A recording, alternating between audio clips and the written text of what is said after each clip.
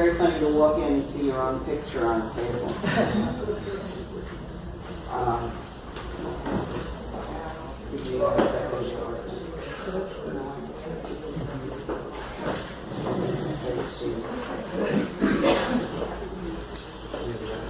You know, when I hear a discussion on housing, as we just had, I will just put a little of my 2 cents in, which is I'm formerly incarcerated. I've been out of prison for about 13 months. And there's absolutely no way for me to get housing in the city of New York, even if I had $1 million in the bank, because they do a background check. And if they see that you're a convicted felon, it's just a no. Even if, no matter what your felony was, it's a no. So it's a big problem for people coming home. And the options that you have, which I'll get into, because you know what my last year was like, is a homeless shelter or renting a room from somebody.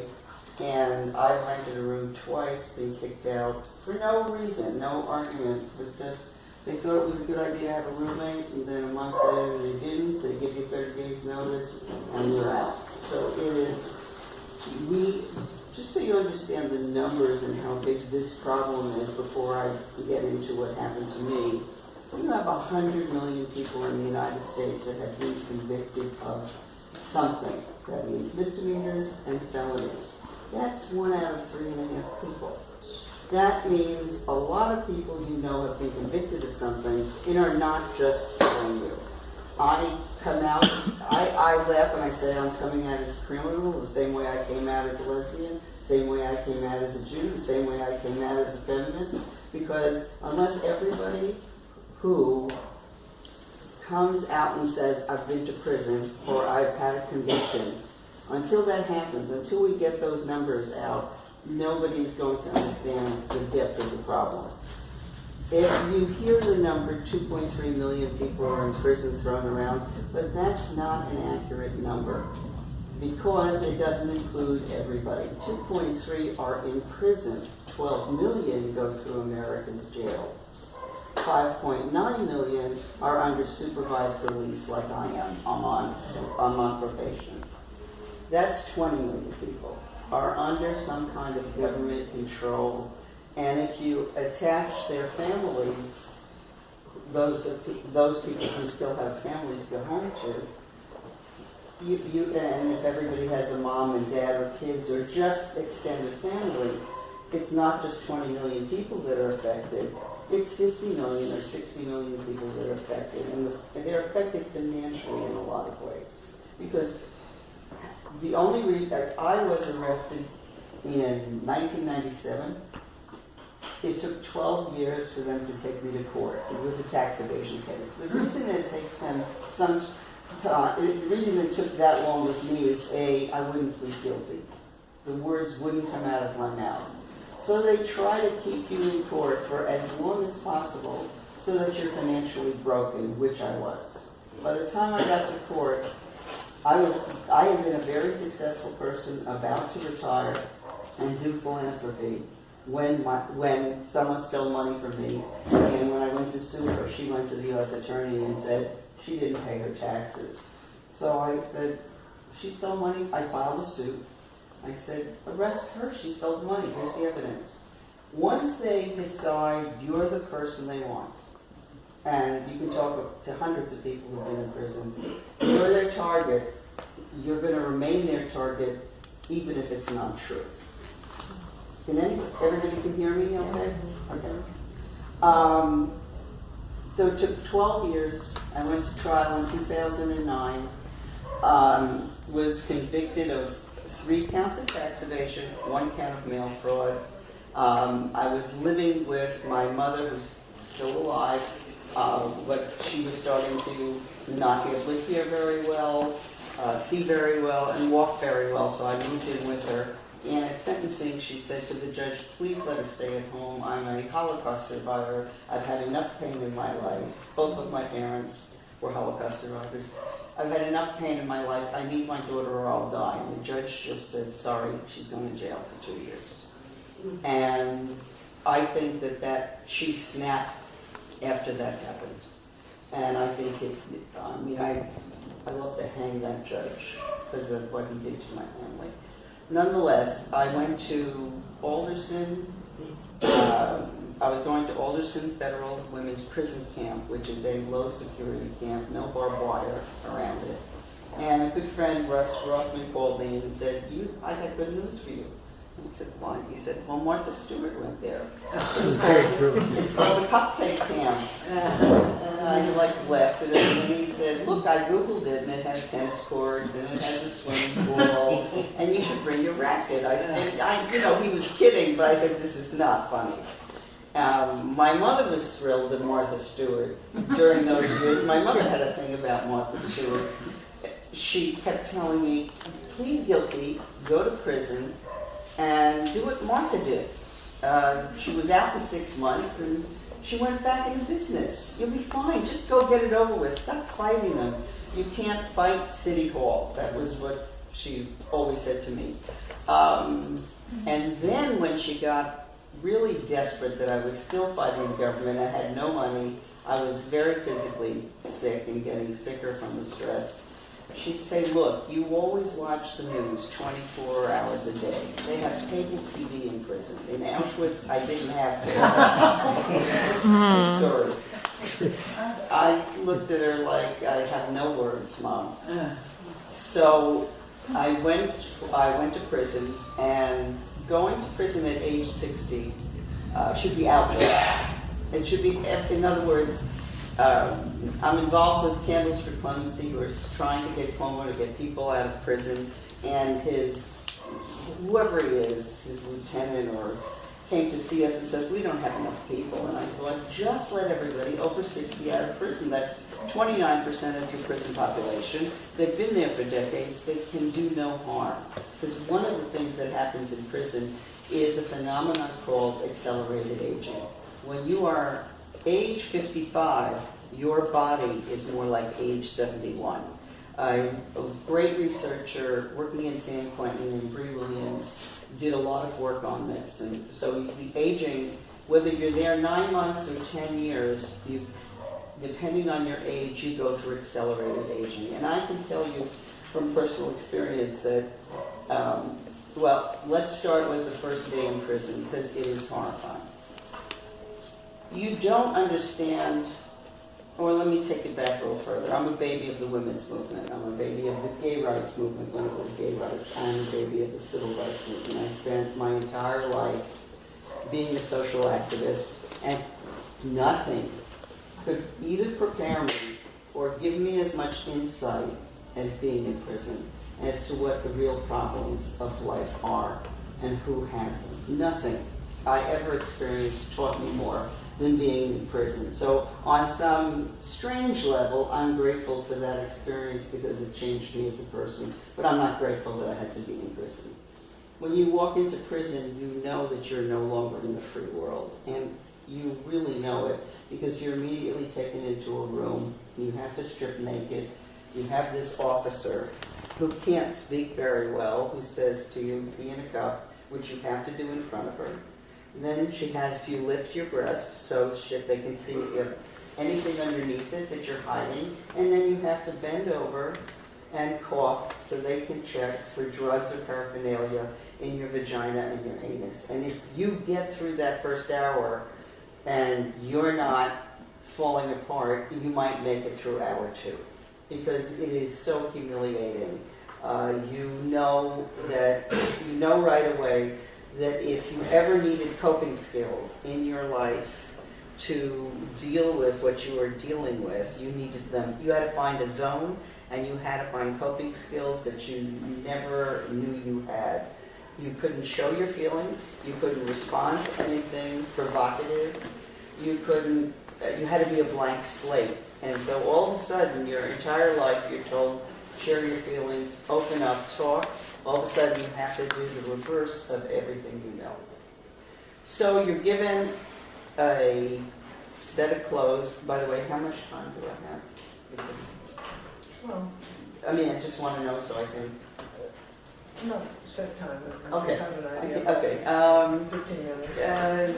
Okay, I'll try to go through some important stuff. You're put in these newbie clothes. So that means like kids' sneakers that are 2 sizes too big. For some reason, they only can get you a size that's 2 sizes too big. And if you have a balance issue, which older people have, you can't walk in these things. Then they give you a bra which has as much material as a G-string. It doesn't hold your breasts in place whatsoever. And then the outer part, the pants and the shirt, you can literally fit a second person in there. So you look stupid day one, and everybody on the compound, all 1,100 women, know exactly who the new ones are, because everything's hanging all over the place. And you can barely walk up the hill. Now in Alderson, there's an upper compound and there's a lower compound. On the upper compound is what they call, is the sleeping quarters, which are called units, and the lower compound is where you eat. If you want to eat in Alderson, you have to walk down a hill that's called the Hallelujah Hill. And it's named that way for 2 reasons. It's near the chapel, but the real reason is hallelujah if you manage to walk down that hill to the dining room, especially the older people. It's 1.25 miles to go down to eat. It's 1.25 miles to walk up that steep hill. So after you've eaten, there's no way you can walk up that hill without stopping 25 times. But when they give you a laundry bag to carry up the hill, after 3 hours of being in prison, I realized I may not make this. I may physically not be able to make it in this prison. And I got scared day one because I couldn't carry this heavy bag, walk up that 1.25 miles. I wasn't a kid. And my life was at risk in a way that I never thought before.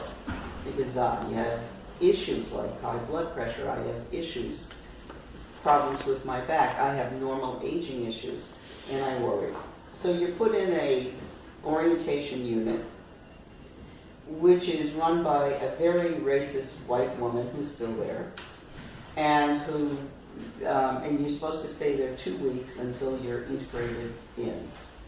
The veterans come over and talk to you, and they say, smartest thing you can do is stay under the radar. Don't let an officer know your name. Don't let the warden know your name. Stay under the radar. When you're talking to a radical Jewish woman who's never shut up in her life, so my ability to stay under the radar lasted maybe 3 hours. 3 hours.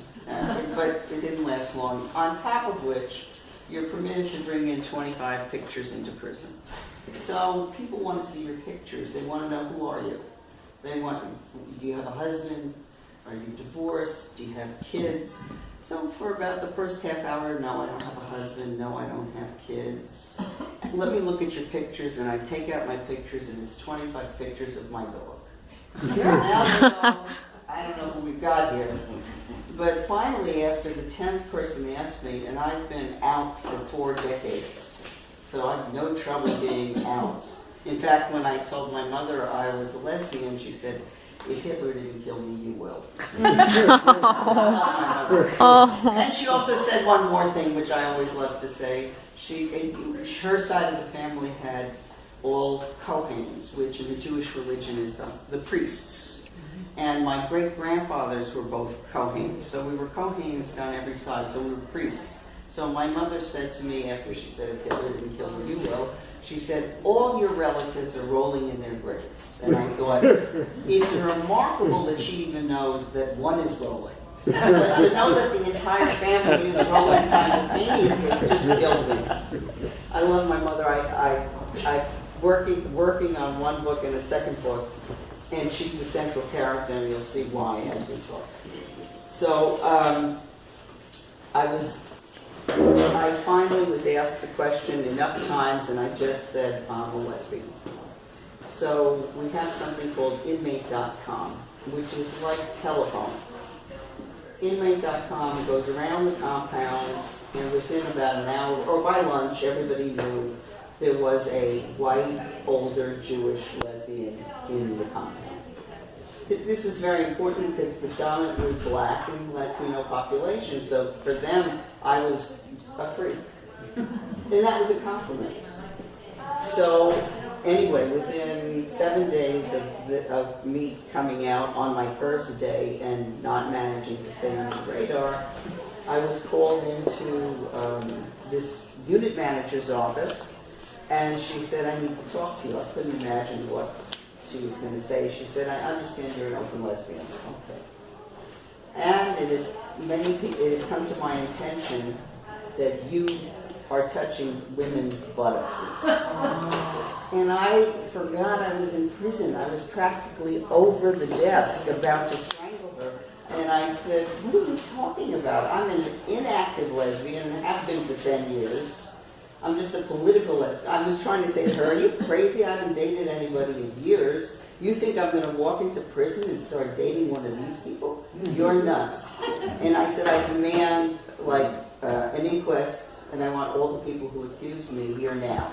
I totally forgot I was in prison. I'm sitting here ordering this woman around. You know? So this is, I mean, to be an activist in prison is life-threatening.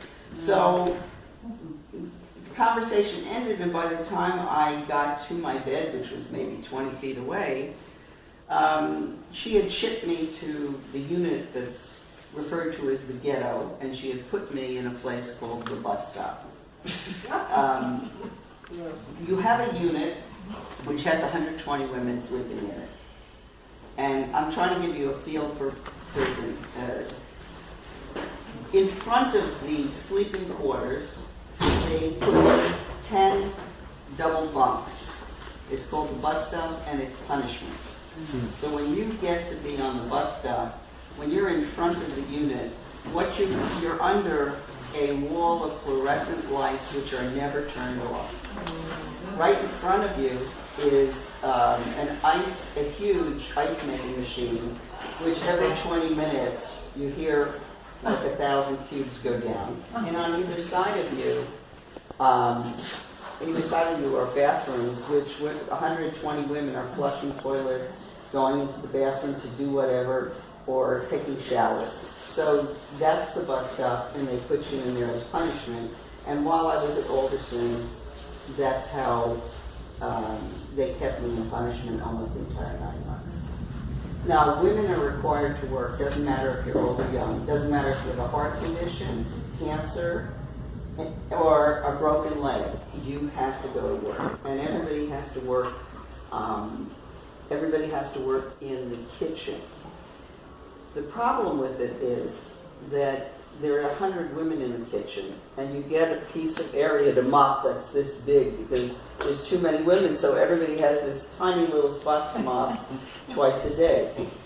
During lunch and dinner, they force you to sit in that room. You're not allowed to read, you're not allowed to do a puzzle, you're not allowed to play cards, you're not allowed to knit, you're not allowed to sleep. So you have to sit up for 4 hours and do nothing.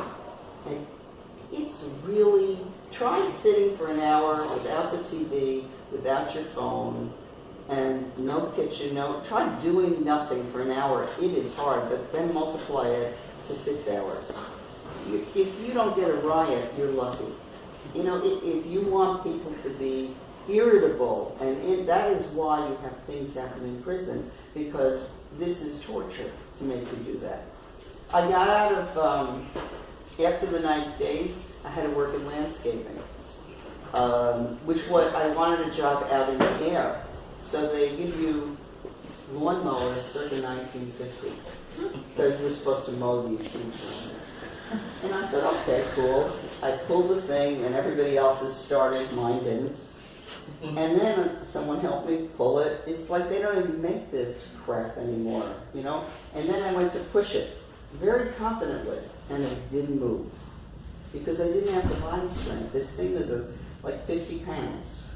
So some of the younger women said, just go sit in the shade. It's 100 degrees. In West Virginia, you're in the mountains, so it's 100 degrees for about 4 months, and then it's snowing and freezing for another 4 months. So I ended up sitting in the shade, and the guy gave me a different job. He wanted me to sweep rocks off the road. So I'm sweeping rocks off the road, and as soon as the trucks come by, the rocks go back on the road. So I looked at him and I called him over. I said, now you want me to sweep these rocks that are coming right back? I said, why don't we like get a crane and just move them like someplace real far? He said, then you would have nothing to do. All right, I was released from Alderson. Now, what I did with my time when I could was, I'm a writer and I interviewed every woman I could about her case. And what I found was a significant, and I'm talking 85%, a significant number of the women who were in prison were either sexually abused, came from domestic violence, or incest. It was a nightmare to hear these stories, and you knew it wasn't made up. You can look in someone's eyes and you know, and it was horrific. Then you find another group of women where they took from Kentucky, the mother sold, or I guess it's meth, and the kids and the whole family was involved. They took 3 generations and put them in prison. They wiped out an entire lineage, and that's 27 people who were in prison for the same crime. And they took the youngest children and put them in foster care so they'll never see their family again. So we're on a path of destroying families. And these stories disturbed me. And the worst stories were the lack of medical care in prison. So my conviction gets overturned. After 9 months, I'm released. 2 counts were completely dismissed, and 2 counts were vacated, meaning the government could come back and go after me. They did. I had a half-a-day trial. I lost. And I went to FCI Tallahassee.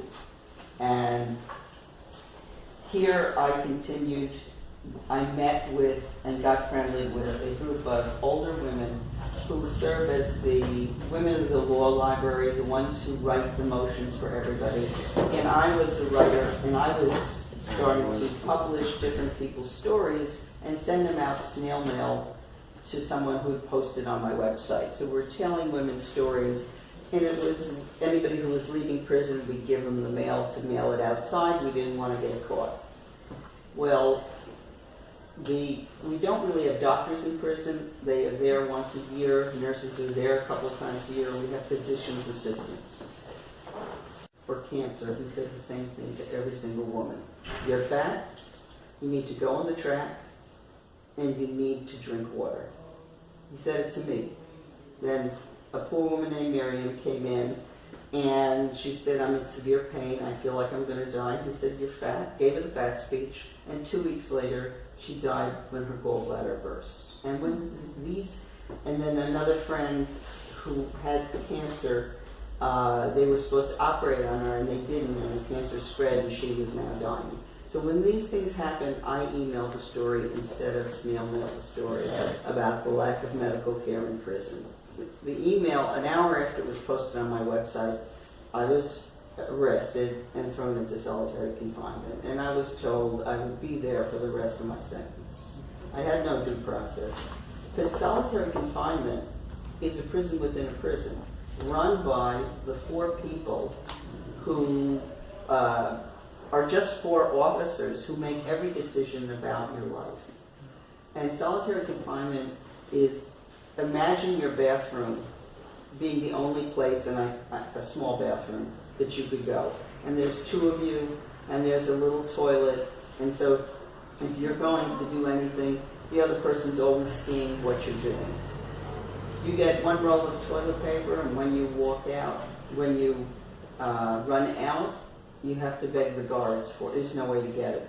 And it's humiliating because you're begging. If you need a pad, if you have your period, there's no way to get these things.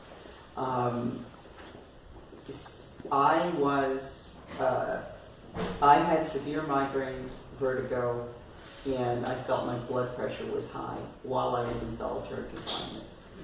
And I begged them to take my blood pressure. They took them 2 weeks, and I was 200 over 100. I said, take me to the hospital. There's heart disease, and you know it on both sides of my family. That's what everybody in my family has died from. So the PA said, look, we have life insurance on you people. we get 75,000 if you die. I'm not taking it. And this is how they talk to us. This is nothing. If I tell you it's nothing. But I just want to check the time here. I got out of solitary. I came home. There's much more to this story. And I encourage you to listen to the stories of people who, like me, have been in prison. It is really unconscionable what we're doing in this country. And one of my concerns is, I'll get to it in a second, but I have been out for a year and I am homeless. I am living on somebody's couch. And I can't overstay my welcome. And there's no possible way and I have not been able to get a job. And I have a resume and I'm not able to get a job. My age is a serious problem. But more importantly, you're with people, and I tell you this, to be honest, I work with activists every day of the week, and I sometimes wonder, you guys know I don't have a job. There must be some job that you know of that's come up and that you can walk me into. Because nobody's emailing resumes is useless. So I have been unable to get a job, and I've been homeless, and I'm resourceful. Now, the people that are in prison are not that resourceful, did not have the privilege of my education, did not have the privilege of working in the world for 30 years. I went to prison as a senior. So 700,000 people come out, 100,000 of those people come to the New York City area. When President Obama let out 6,000, my concern is, where did they go? Because there's nowhere to go. There's no wraparound services for us. And there should be people to greet these people and say, this is my phone number. If you're hungry, call me. And that doesn't exist. So we have a big problem because 50,000 more are going to be let out and there's nothing to help people. Anyway, I'm going to stop. If any of you have questions, I'm happy to take them. And if there's no time, you can get my card.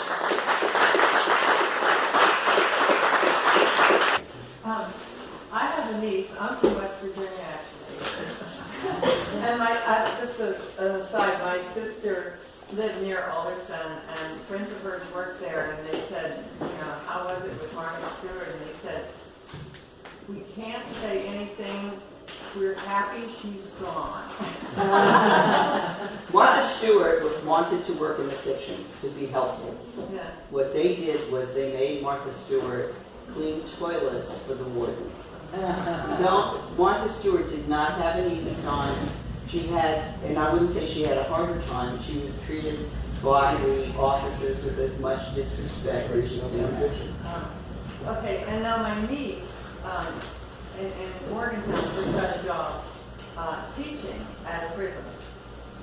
The prison there. So I'm just wondering, as a teacher, will she have problems, you think? I mean, will she be protected, or will... Is she teaching in a women's or men's prison? She's got 4 different categories. Almost different categories. She's got women, she has... Nothing's going to happen to her in a women's prison. No, it's not all women. There's 3 categories of men. They're not sending her into a max men's prison. And if she It's goes... maximum security. She's got 1 category maximum. She'll be watched. Nothing's going to happen to her. The only place... I should say something to that. I taught in Sing Sing, which is maximum. It just took me 1 session to realize that if I was in trouble, the inmates were my friends and the COs were not. Really, serious. Wow. I was protected by my students, no question. Yeah, thanks for saying that. I mean, there are some notorious places that are violent, but like Rikers, but Rikers is violent because their COs, the COs beat the crap out of these people who are not even convicted of a crime. I mean, we should be closing it. And 16 and 17-year-olds. Yeah. Well, finally, there are groups like New York City Jails Action Coalition who work very hard to make something like that happen, and they inmate or people have come out of prison and go into New York City every year. every year So out of the tri-state area. what can we do to help? Well, what just occurred to me, and I'm starting to work with a group called Be the Evidence, who work on aging. There's a group that's small called Be the Evidence, and it's run by a professor from Fordham, Tina Mashi, who does a lot of work on aging in prison. And I proposed to them that could be a way, if we could get some funding, to identify all the 700,000 people that come out. Where are they going? Just identify where they're going, and then work to connect them with interfaith groups who are likely to be the most responsive. Like, have some people know this person is coming to Missoula, Montana, this person is coming to the Bronx, and so I'm going to really try to orchestrate that project that's not being done anywhere. Because I know what it's like to come home. You know, there are look, you go to some of these nonprofit organizations, they teach you how to have an interview, they give you a resume, and then they don't get you a job. We need two things, housing and jobs. Without that, you might as well go back in. There are people who will do something stupid because it's going to be suicide or go back to prison, because that's the choice you face. You can't. I will tell you that the stress I've had this year is more than you live in fear and you live in stress, and you see your own mental health before you, like you look around. I visited my mother and she said, "You're so jumpy. You have lost a serenity that you will never get back because of the experience." And we come out here, and there are days I don't know where I'm going to eat. So, and I'm saying I'm resourceful, but most of the people went in poor and are black, brown, and have no place to go home. So, if you're interested in this project, I'm just going to start looking for funding for it. And I think it's going to be important to identify the people coming to the New York area and to get the religious leaders involved and try to make people feel welcome home. Because the other thing I will tell you is my feeling about social justice as a term and my feeling about community is like words. And I don't like them that much. Show me what you're doing. Don't tell me you're into social justice. I went to a synagogue every week when I came home the first time, and not a single person came over to me to say anything or even talk to me. Community, it feels like, is defined by the people that you know for 20 years. But it's the person that's new that needs you. So what I can say to you is, if you see an unfamiliar face, the most important thing you can do is walk over to that person and talk to them. It's very hard to rebuild a life. Your life is on a trajectory, and then it gets stopped short, and the trajectory is down. And you lose your friends, you lose your family, you lose your job, you lose everything. And you're starting over. I'm starting over, I'm 64. And so you reach out, you try to go to places, but your phone doesn't ring. Nobody calls you. You're not part of a network that's been established, people who've been friends for a long time. You're not part of a community. You're not part of things. So even as much as I volunteer and as much as I do, my phone never rings. And I'm never invited anywhere. So I invited myself to speak. Back to Ken. I looked up a few organizations that do work with prisoners. The Fortune Society, which was... The Fortune Society offered me a job, emailed everybody that I got the job, and then withdrew the job. With all due respect, I know every single organization in the city, and I have very little respect for all of them in their entirety, because they're not getting anybody housing, and we have to have housing for people who, we have homeless people We have elderly people losing their houses, we have formerly incarcerated people, and we have vets with PTSD. We have more than just the formerly incarcerated that I feel everybody should be obligated to figure out what's going to happen to 20% of America's population, because that's their